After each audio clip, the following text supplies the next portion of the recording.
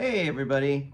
It's not super duper late, but it's late enough to where I could sleep for sure because I have not slept enough the last couple nights.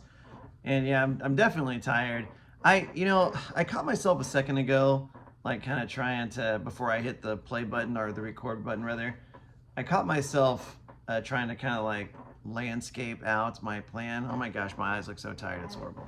But that's authentic because they are tired, so they look as they are. There's no inauthenticity between my eyes' appearance and what they're feeling or the rest of me. But I was trying to kind of like manicure what I was going to say, then I realized I don't need to do that. I've been telling my kids this week in class, we did a writing assignment on one of my favorite websites, 750words.com, but there's a new website, new.750words.com. It's a journaling website.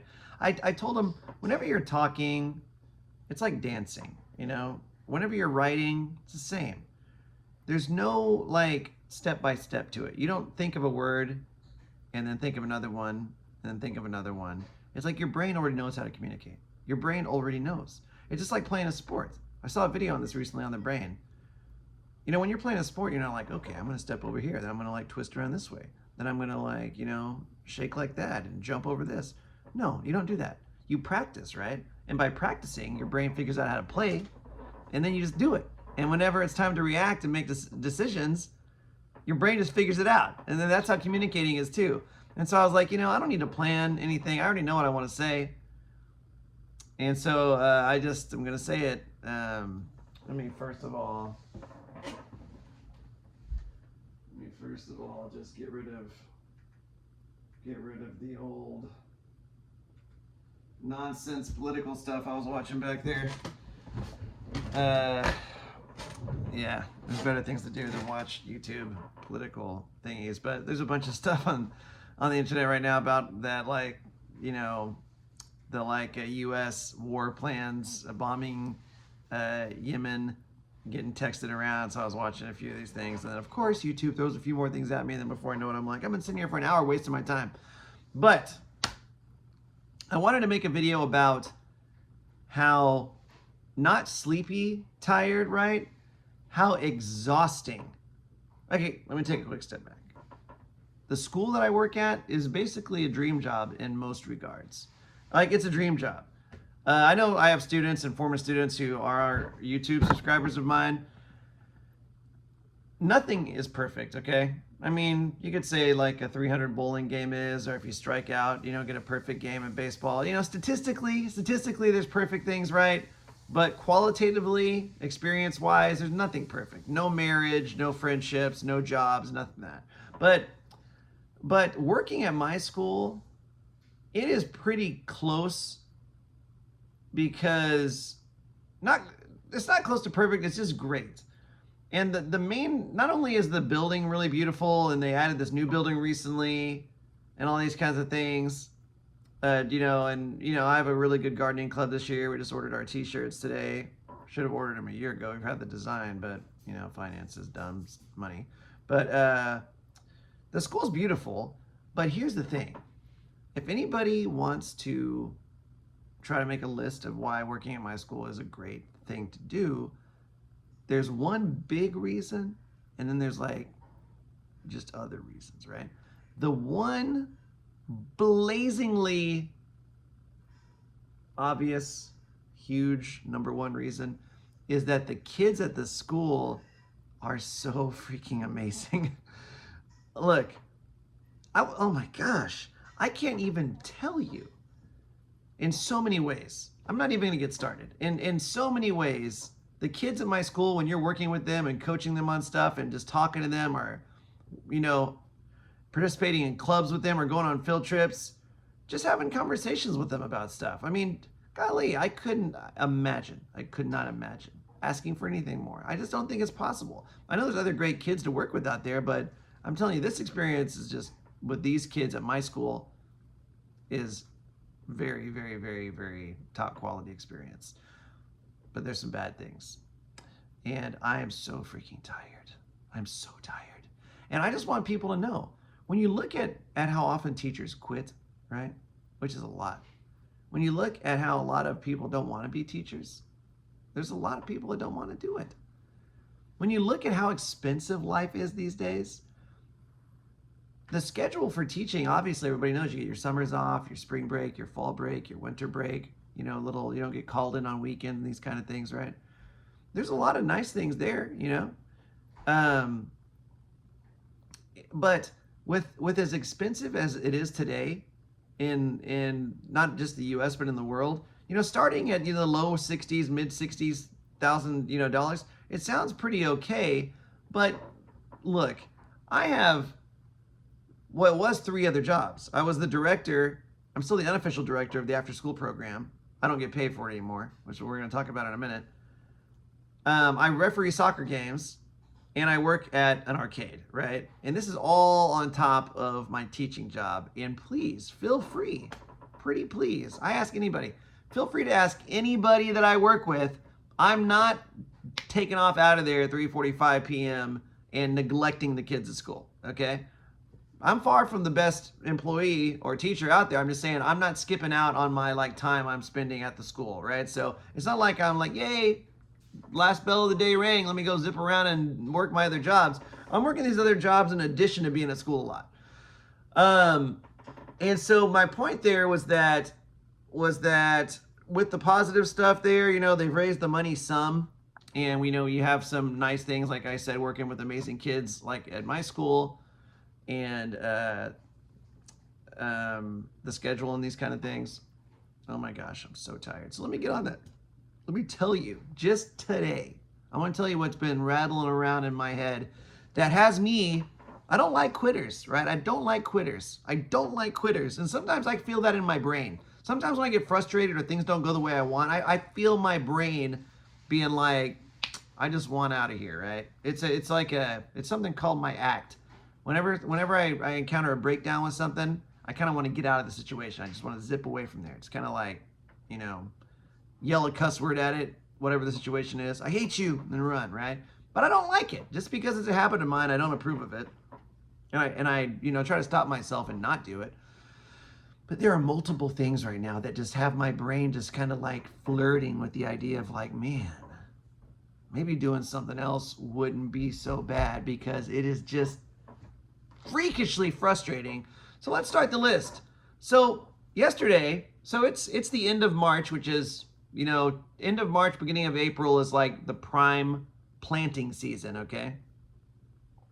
So my gardening club, which we got a bunch of new amazing members this year, man, they're great. God, and a lot of them are freshmen, which is really the best thing, because then they're gonna hopefully, stick to it and invite some friends, and have many years of, helping us do our gardening at school. Man, they've been amazing. And we just started, big time this week. And we didn't have school on Monday this week. And so it's just been Tuesday, Wednesday, today's Thursday, and then tomorrow. Just really working really hard. And so we have this brilliant thing in the state of Texas called the STAR test. I'm sure many of the US states have their standardized tests that they just like worship and drench in this, what I consider almost like psychotic level over importance of these tests. I'm not saying the tests themselves are bad, but they freak out about not only the tests themselves, but the trainings. And so yesterday, I didn't go to the training after school because we had our gardening club objectives, right? For the gardening club that I sponsor. And so I slept horribly the night before last. Went to school yesterday, did my classes, went to the gardening club. I can't remember what else I did, but I got home at like 8. Oh yeah, when I got off, I went to some stores to pick up some gardening supplies. Got home around 8, and then I did not sleep well. And then I was like, it would be good to just, stay in bed a little longer. But not only did I not sleep that great, I had to wake up at 6 a.m., go pick up some students that don't have a ride to school that I take to school on the way there, and then get to school right at 7 o'clock in the morning. School starts at 8:15. Because I had to go to the makeup training, right? So let me get to the point on these trainings. I have given a standardized test, okay? I don't know how many times. I've been teaching for over 15 years. And look, you might find this insane, but I'm gonna tell you the truth. They have these things at our schools called shutdown days, which is where they turn the bells off. People don't really go around the school. They're like monitored, like prison style, stuck in their classes. and there's no school announcements. Like I said, the mobility is shut. It's called a shutdown day because they shut everything down except the electricity in the building for the most part. Everything else is pretty much shut down. So the name is appropriate.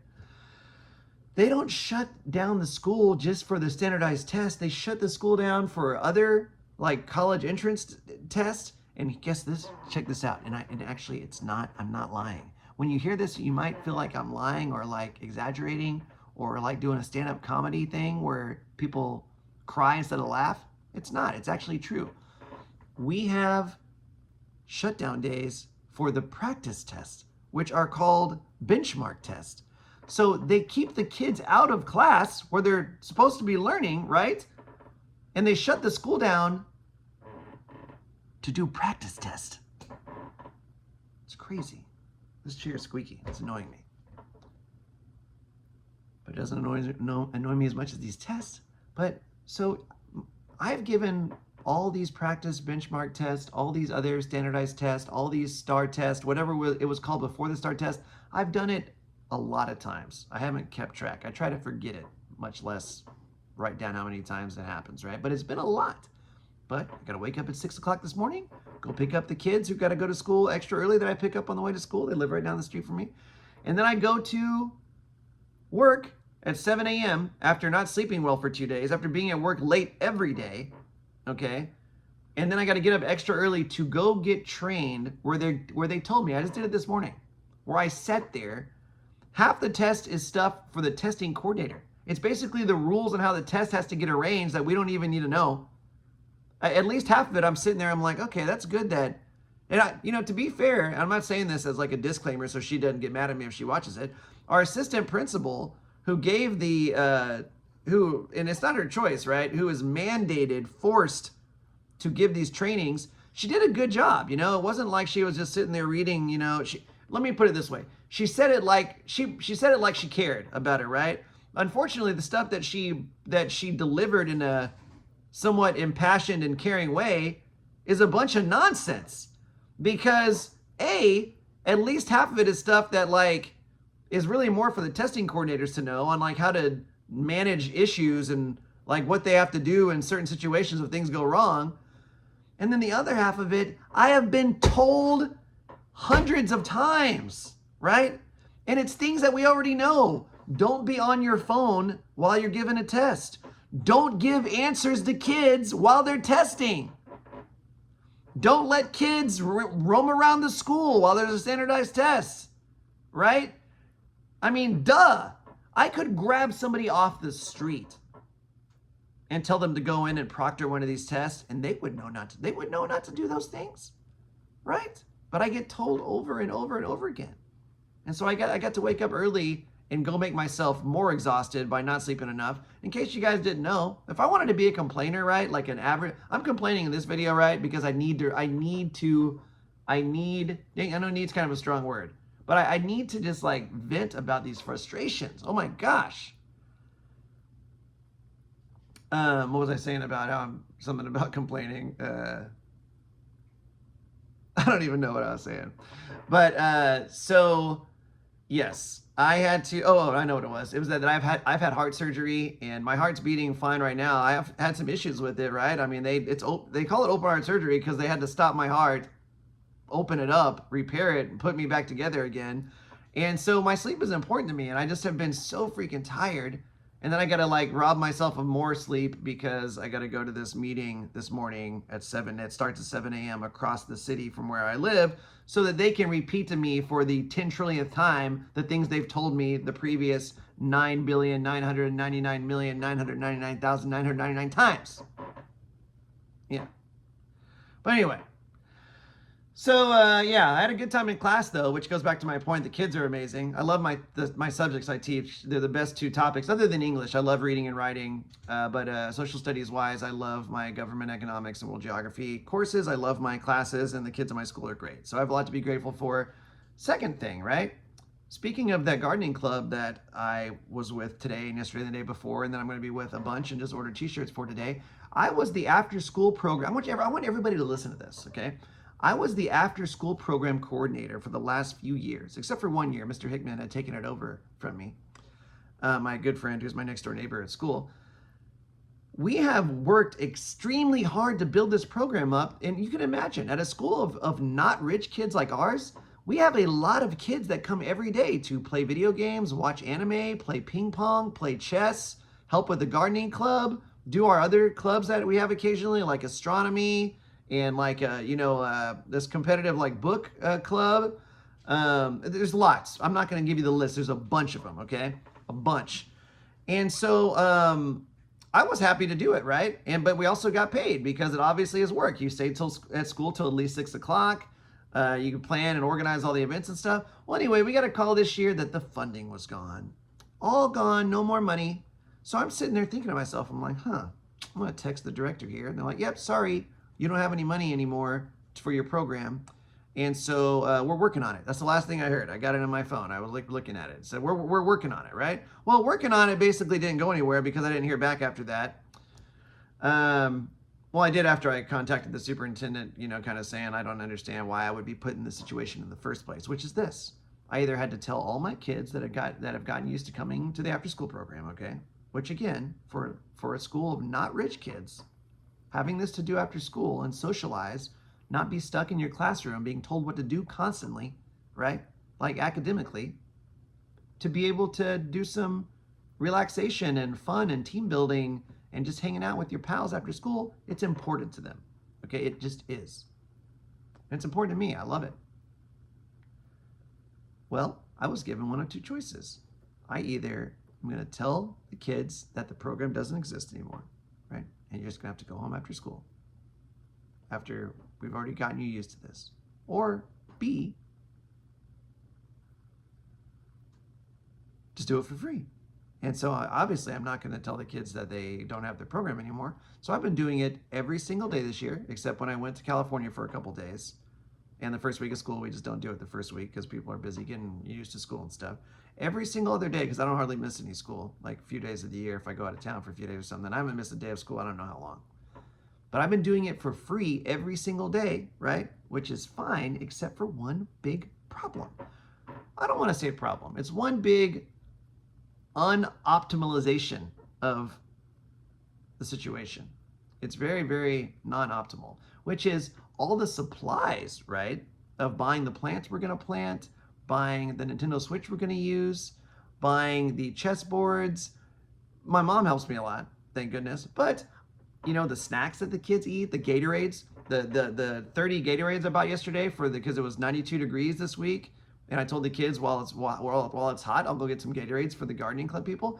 I pay for all this. So in the past, I was like, hey, it's kind of a wash, right? It's kind of a wash because the money that I get for doing the program, I feel like the program is so fun for me to participate in, and I get such fulfillment out of just working with the kids after school. I don't get tired most of the time, like it's energizing, or I don't get more tired rather.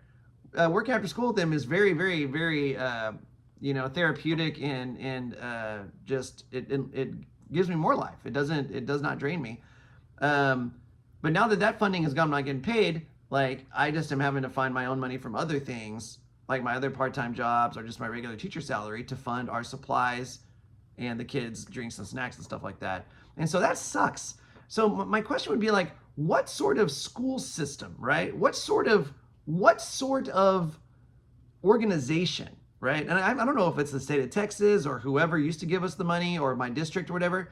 I'm just asking all of you, what sort of school system, okay, is going to say build a program up that the kids are going to learn to rely on, right, in their enjoyment to have a well-rounded school experience. And then one day we're just going to be like, poof, all your funding's gone. So you either got to send the kids away, right, or do it for free, right? They didn't tell me I had to do it for free. That was my choice. But what a stupid pair of choices to give somebody. It's ridiculous, right? I'm just like, man, how does it even get there, right? And golly, we got 100 jillion coaches in the district, right? Don't even get me started, right? Oh my gosh, we got 100 jillion coaches, right? All making their stipends, but they don't have the stipend money for the person who's basically coaching all year, right? These coaches coach during their season or seasons. I'm there coaching my multiple clubs from the beginning of the year, the second week, all the way to the last day of school. But they don't got the money for that, right? And thank goodness I'm not a money-driven person. Anybody else out there who faces the same situation, I imagine I'm not the only person in the district where the funding got cut for our after school program. But anyway, that's a bit of a joke to me that me and our program were put in that situation in the first place. Number 3. This is the thing that just had me be like, I've got to talk to some people about this stupidity. Man, I love the word stupid because it's a strong word, right? You don't usually just tell somebody they're stupid. You might be like, oh, first I'm going to say you're kind of silly, or, you're being funny, or, that's maybe a little dumb, right? Stupid's a pretty strong word, right? In multiple languages. And this is stupid. So I'm happy to use it because I like to save my strong words for strong situations. And so I started getting some pretty bad health problems last year. And then when one of those health problems started going away, I started getting some pretty bad heart problems. I already mentioned I had heart surgery. They all started after I heard some buzzing outside my window. That sounded like lawn equipment. So I looked down last year and I see these blooming plants that our gardening club has planted, right? And I'm looking at one of them in particular, that one of my favorite students from Honduras, Cynthia.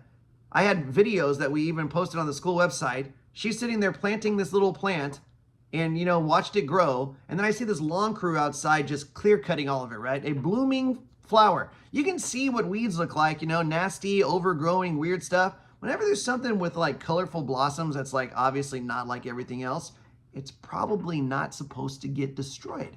So I look downstairs, from my 3rd floor window and I see them wipe it out, right? This is last year.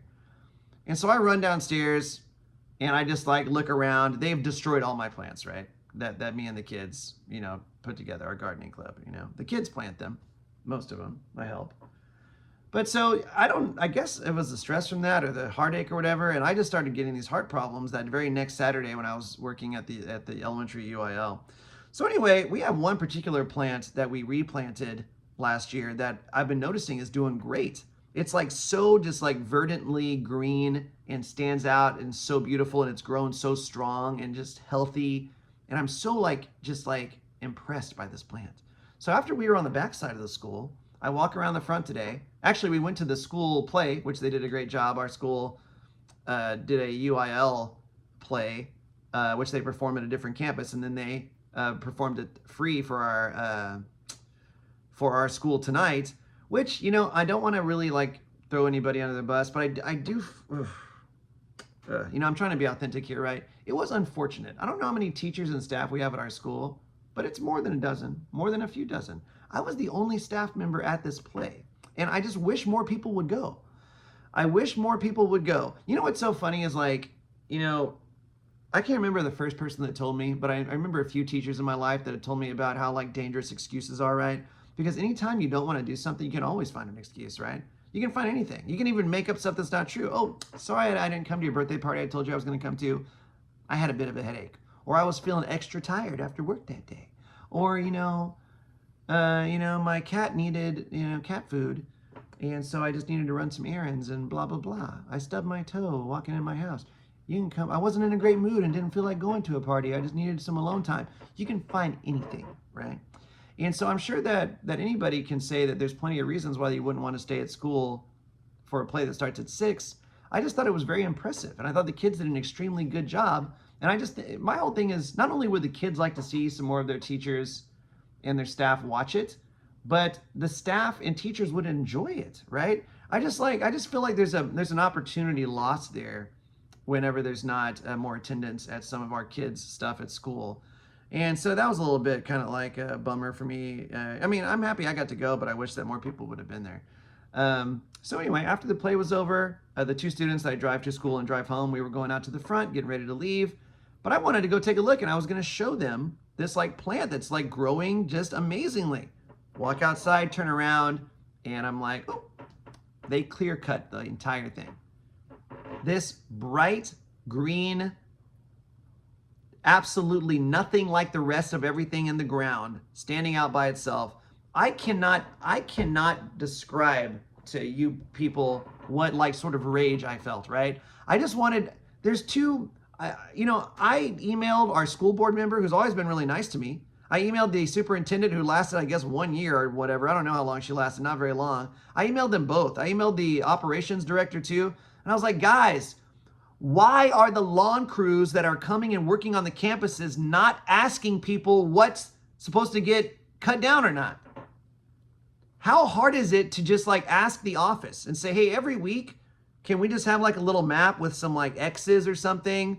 Or could y'all like maybe, I don't know, put some rocks next to something if you don't want to cut down, just so we don't know? I freaked out enough last year and emailed enough people that I figured that maybe something tiny would have gotten better, right? But I was naive enough. I was naive enough this year to see this like amazingly well-growing, healthy, bright green, beautiful, almost flowering plant though, but there's no confusion, right? And so it just was a huge bummer today. Huge bummer. And my first instinct again, you know, I told you I had that thing where I just want to run away from problems sometimes. Oh my gosh, I just wanted like to just, I wanted to grab a brick and just rage throw it through a window just to release some steam, right? I wanted to just like run to California and go stay with my friend Paula, who has a, you know, really great house in Burbank, and she's one of the nicest people in the universe, and say, I'm going to come stay with you and work at the comic store down the street and just like unload some of this freaking frustration of dealing with all this freaking nonsense all the time, right? The only reason the nonsense is worth dealing with, okay? The only reason that the nonsense is worth it is because the kids at my school are more magical than you will ever understand. Unless you're watching this video and you've worked there and you actually already know. But you know, here I'm starting to wonder though. I'm wondering if some people who actually work there, they like maybe see it, but they don't really know it, as in they don't really appreciate it enough. But I think most of them do. But I'm not sure if everybody does, right? I'm not in everybody else's head. I only know my experience every day where I'm like, these are the most like just unbelievably, almost freakishly impressive kids that you'll ever meet. They're so smart. They're just really nice, and they're just amazing in a million ways. But if it wasn't for them, the job would be the most worthless job in the world. It sucks. You know, what am I going to do? Like, really? Like, you know, am I really going to, you know, really do everything I want to do, going and getting a $60,000 a year salary where they're, you know, cutting programs left and right? And, you know, you spend your own money to plant a bunch of plants so they can just like hire strangers who go on and just clear cut flower beds without any sort of like second thought or regard for anything that's in there, right? Or get dragged to 7 o'clock in the morning meetings so I can be told for the like, you know, countless additional time how to do the same thing over and over and over and over and over again, while they just keep talking to you about irregularities. That's the buzzword in the testing world. An irregularity is when something goes wrong. You got to fill out an irregularity report, right? It can be anything from a kid going to the bathroom without the restroom pass to, you know, them, you know, finding a kid who's got a smartwatch on because you're not supposed to have electronic devices, to, you know, freaking a kid shouting out the window at their friend, or a poster about something that wasn't covered, or this Bible thick list of stuff that they've told you, if it happens, testing irregularity.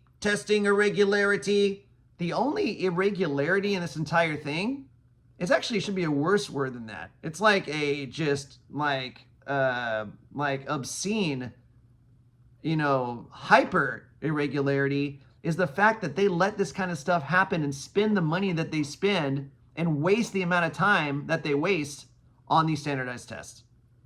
That's it. Why don't they fire all these testing people, okay? State level, district level, school level. Why don't they fire all of them, okay? And then have them go and then read with the elementary school kids or the middle school kids so that they're not years behind where they're supposed to be in terms of literacy. Why don't they just get these testing people that are so worried about irregularities and get them to focus on the monster irregularity of the kids not being able to read? Now, wouldn't that be interesting? It almost makes you wonder if that would take care of some of the main goal itself, which is to see how the kids' progress is. If you were to stop putting all your resources into a test and scaring people about it and overtraining people, and then actually going and working with the kids so that they can learn more. Wouldn't that be strange? Like to go like put more resources to work with the kids so that they can get more practice thinking and learning and reading? Man, there's no sense in that. I should delete the I'm going to delete this video. There's no sense in it.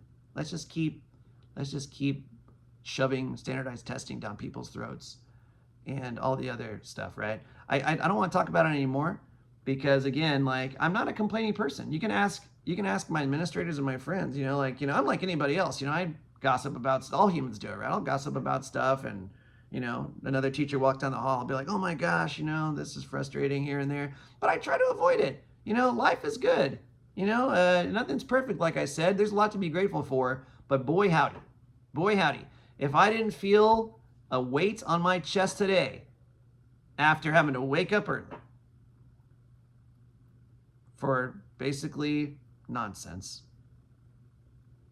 They're probably going to, if they were to see this, they'll probably be like, Mr. Martinez, page 336A, under clause 6 and, section 2, subtopic 18, says that if you call the standardized testing nonsense, we need you to sign a waiver stating that that's not going to be a voluntary dismissive of your duties. Because that's an irregularity too. So I wouldn't doubt it. I wouldn't doubt it if they saw this, they'd be like, oh, if you say that about the test, then, you're going to have to, get retrained. But yeah, so anyway, hey, thanks everybody for listening to me. This is, hey, I'm not hiding from the facts. I'm not hiding from it. This was a half-hour video of me talking about how I wouldn't, not in my right mind would I have been in my students because I know that they need me, right? Not in my right mind would I, but whenever some of these things happen, you're left feeling like you're not in your right mind, right? That's how I felt today. I felt like I wasn't in my right mind. I was exhausted, like I told you. I work late every day without getting paid for it, right? Which again, I'm not a money-driven person, but it's still stupid. And then I go see some of the stuff that I work on with the kids while not getting paid, and find it destroyed so many times. I can't count how many plants have been destroyed by these dumb people that I don't know who to blame, their bosses or them or whatever. Last year, this one guy that I yelled down at, telling him to stop cutting, don't talk to my employee, you can't just scream. I was like, nonsense.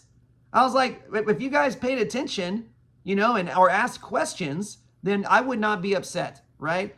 And I'm not taking any nonsense from these people. I've taken plenty of nonsense in my life to degrees that I'm not going to talk about on here, where I've just let people get away pushing me around, and there's no excuse for it. And it's just heavy day, but it could be worse. So thanks everybody. I hope that you are doing well. Oh my gosh. It's so funny. Like there's some things that have happened to me working for the district I work for in Fort Worth. There are just criminal level things. And I reported some of it, right? I had to involve, some people. I've made my fair share of mistakes. Nobody's perfect, In the big picture, it's those little things that kind of add up and just kind of sometimes feel like they're a mountain on your shoulders. And that's how I felt today. Oh, I know what I was going to say to you guys. If you're ending this video and you're just being like, geez, Jason, what did you eat for dinner? Like a triple portion of, negativity, and then chased it down with a freaking gallon of bitterness. You might be saying that, right? But I do want to say also, in addition to all this, my cat and my daughter's cat of 16 years. Oh my gosh, my daughter's mom and I were going through a divorce, which is one of the worst. If you're ever having to go to court for it, it was so horrible. One of the worst times of my life. And my daughter was only 4 years old in preschool. Well, my daughter, I was going to try to cheer her up, with some stuff. I was, trying to do a bunch of things. I remember, she was only 4 in preschool. Well, she went and got a kitten. And, we, took it home. And we've had it this whole time. Had her for 16 years. Well, I found out today, just a little bit before, some of this other stuff, that she has, what looks like late-stage kidney failure. And oh my gosh, God, every time I can't sit down without Flower Fluffy is the cat's name. My daughter named her as a 4-year-old, if you can't tell. But just like a little bit ago, you know, she just, as soon as I sit down on the couch or anywhere, you know, where I can kind of lean back, she just comes and, you know, sits on my stomach and chest and just sits there. She's been doing that for 16 years. But anyway, she has late stage kidney failure, so it looks like I may have to take her to get put to sleep probably tomorrow. And so, yeah, I don't really want to talk about that much more because I'm already a very emotional, sentimental person. So if I say anything else about it, then this is going to be, I'm gonna have to put another warning on this video like I did that other one about warning emotional, right? Because you know, it's like a cat like that. You know, not only have you spent a lot of time with them between you and you know your pet, you know, just bonding and stuff, but I feel like she's been like a marker, you know, to my daughter growing up. It's like, you know, we pick her up as a kitten that one day when my daughter's just a little 4-year-old girl in preschool, and you know now the cat looks like she's, you know, at the end of her life. My daughter's in college, and so she's just been with us almost the whole time. But so anyway, yeah, that's kind of rough. But anyway, if anybody has any interesting thoughts or anything, you know, you just want to add, you know, I'm not asking for sympathy. I'm not, you know, asking for anything really other than people to listen because it was rough. You know, I'm going to take responsibility, and I guess from now on, I just might have to build like some sort of just like, you know, bright neon, you know, signs to stick next to every single plant that says in English and Spanish, "Don't cut this down." You know, you would think people would have enough common sense and so forth, especially like, you know, seasoned lawn crew to be able to tell the difference. My friend Jorge, oh my gosh, every time we hire him to do something at a yard, it's like he just knows what not to kill. But these people obviously don't. So anyway, thanks everybody. And yeah, I really do appreciate you listening. I'm going to focus, as soon as I get some sleep, I'm going to focus on finding some very positive and happy things to share just so I can like counterbalance this big old vat of kind of complaining here today. But anyway, hey, like, you know, that's how the world goes sometimes. It's not all somersaults and rainbows every day. But yeah, anyway, all right, catch everybody later, and I will talk to you next time.